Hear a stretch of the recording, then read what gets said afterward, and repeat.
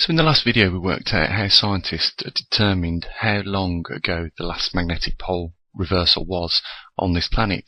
We also, through delving into mid-Atlantic ridges, saw that it wasn't just a one-off event. These events occurred regularly, in 350,000 year averages.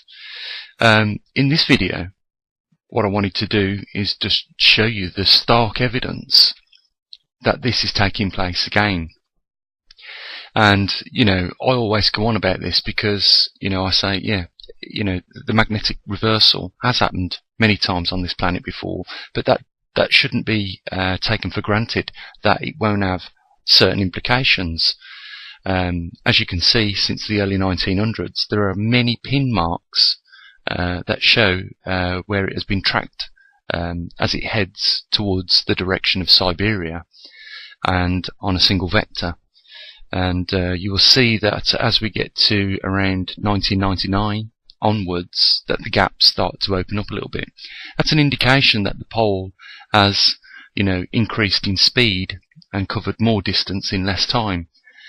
If this is really like the analogy of the boiling frog, and it's not really being taken as serious as it needs to be. This is a phenomenal event.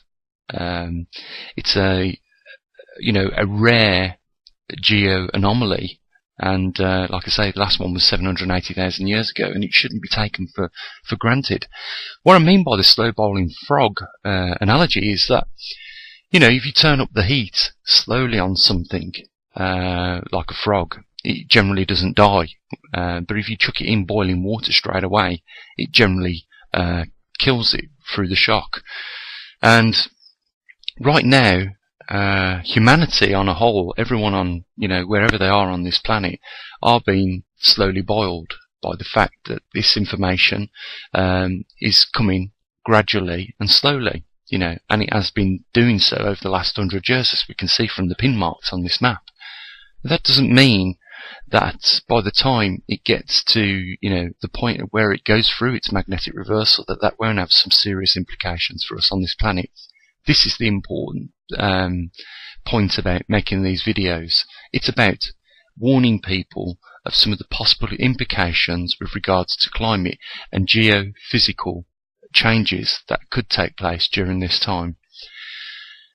We know that around the Jurassic period of time, when dinosaurs was on this planet, that they were pretty much wiped out all at the same time. We know this through measuring depths of dust sediments and things like that have built up over the remains of those bodies many millions of years ago. And we know that over a certain period of time, a certain amount of sediment will build up over them, whether it's dust, sand, etc. It will build up and cover those up. And by measuring the depth, we can work out the age of, when they was about on this planet and alive. The interesting thing is that if we analyse the depth of these fossils that come back from the Jurassic periods, we find that all of a sudden, all over this planet, they was wiped out pretty much at the same time. Now, it is a theory that there was a meteorite impact that sent a massive dust cloud up into the atmosphere, and these dinosaurs pretty much all died at the same time through some sort of asphyxiation or suffocation. But that is a theory. What if through changes in the atmospheric, makeup of our atmosphere, that one element saturated the atmosphere more than any other, and as a result caused those important elements such as oxygen that we breathe to be less abundant, and that was the result of the extinguishing of the dinosaurs in the Jurassic period. That's just another theory, and it could be quite part of the pole shift theory as well. And that's why recently we covered the topic of atmospheric oxygen and took a sample rate of it. And one interesting thing that came out of that is by studying the 1991 to 2004 data, we found that there was a 0.2% reduction in oxygen. So, we are in a period of time where there is recently a reduction in oxygen, and, a period of time where the Earth is going through a magnetic reversal. And I'm not saying that this could be the result of, possibly the next extinction, but I'm saying it could quite possibly be. And the reason why we don't know for sure is because of how long ago it was and the fact we've got no historical records that go back to that period of time. And my concern is with people is that they're being slow boiled and they don't realise the true implications of a magnetic pole shift. And that's why, I put the effort in on this channel like I do. And I know that some of these, I've got to also include those people that support the channel as well. It's important because, at the point of where it reverses, those people that are not knowledgeable in the subject may be like experiencing somewhat to the frog being chucked in the boiling water at that point in time.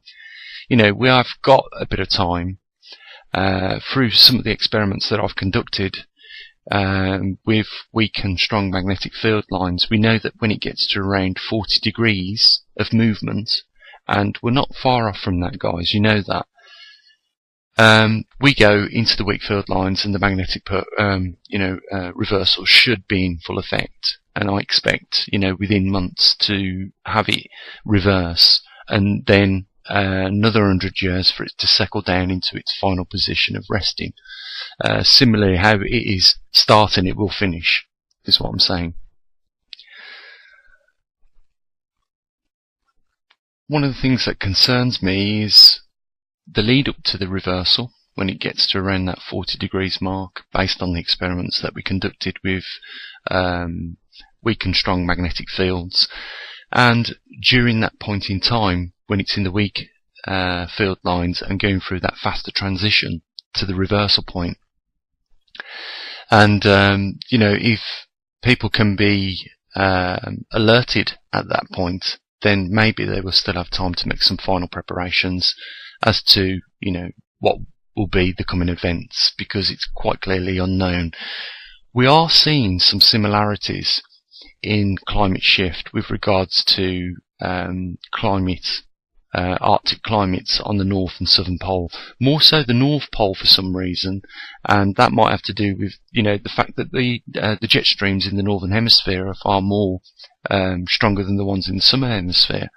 But we are seeing changes, and the changes that we're seeing are where the magnetic plumes are over the North Pole and where it's breaking in the middle of the two. We're seeing the cooler climate form over those plumes. So there is a correlation.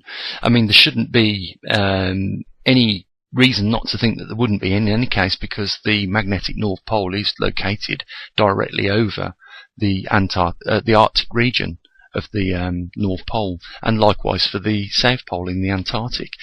So, we shouldn't think that it's uncommon for the magnetic poles to be in cooler climates, but the point is, it's where it's fracturing in the centre, as I've showed in other videos. That is where the weakest part of the North Pole is at the moment, in that breaking point. Now, we are at 20% reduction in the magnetosphere. That will have its own implications. Remember, it's the magnetosphere that protects us from cosmic rays and solar radiation, and the more that we get, the greater increase, and the possible increase of cancer rates that could increase, and that is on a diversity across all biodiversity ranges. So we're not just talking about human beings here. We're talking about all animals on the planet and all biolife forms such as trees, vegetation, etc., sea life also. So it can have massive implications. So what I'm saying is, we're seeing the weather change, we're seeing the weather move, and we're seeing it form part of a pattern that fits the magnetic pole migration to date. Now, at some point during this magnetic reversal, it's going to drop to around 10-15%, until it reconfigures. Now, the magnetic north poles, as far as my research have shown, is that they've never always been in the same locations as what they are now. In fact, those Arctic and Antarctic regions have never always been Arctic cold climates. They have at some point supported trees that would be more inclined to warmer climates on this planet. And we also see that on other parts of this planet that at some point it has experienced sub-zero temperatures. We know this through studying core samples and pollen in the samples within those areas. We know what sort of diversity of plants, trees and vegetation and even creatures were at that point in time. Just to give you for example, I mean, here in the UK, if you are in the building industry, you'll know straight away what I'm talking about. Our sand is very, very bright red. Compared to other parts of the world. Let's just take the Sahara Desert. We know that it's very hot in the Sahara Desert, yet the sand isn't red. So you've got to ask yourself the question, what was it then that caused that sand in the United Kingdom at some point to be oxidized that much? It must have been subjected to extreme heat at some point. And we don't find that red sand everywhere all over the world. We find different coloured sands, so it gives us an idea as to we can speculate on the climate due to the oxidation level in the sands. So what I'm saying is there's been many changes on this planet. I mean, it was only recently we've seen two new continents push themselves up from the sea. If you remember, I'm talking about this. I think one was off the coast of Pakistan, and there was another one on the southern islands of China, I think it was. But this Earth is not a rigid thing.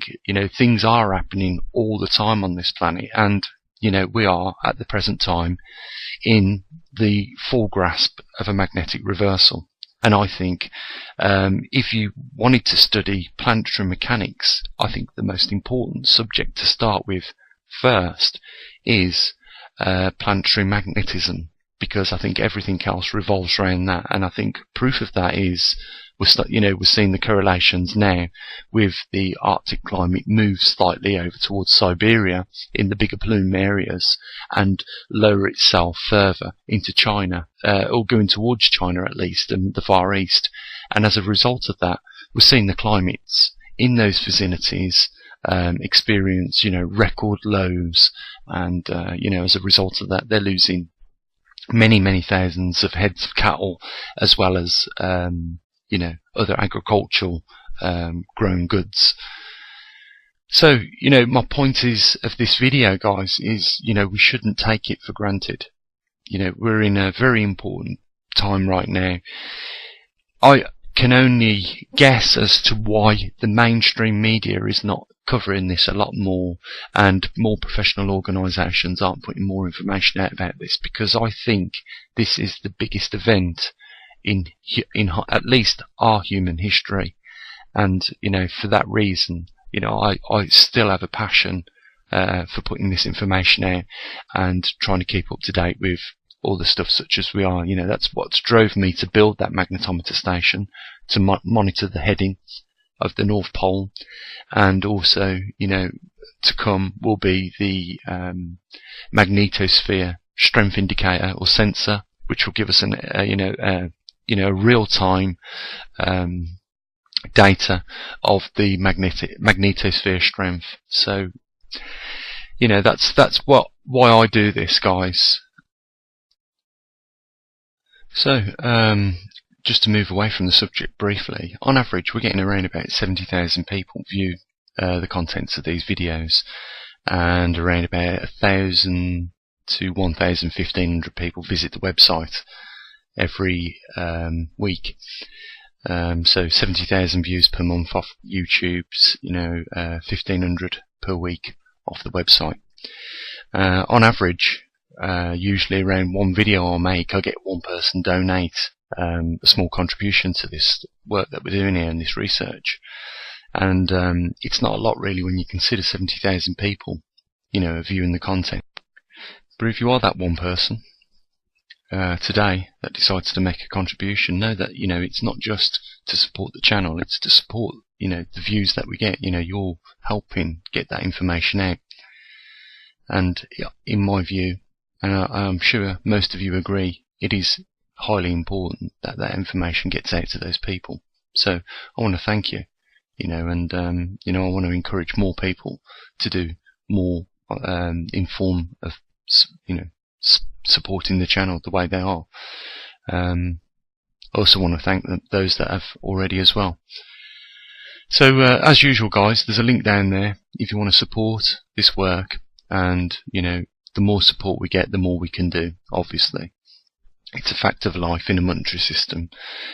The link will be down there, and as usual, you enjoy the rest of the week, and I'll speak again. Bye for now.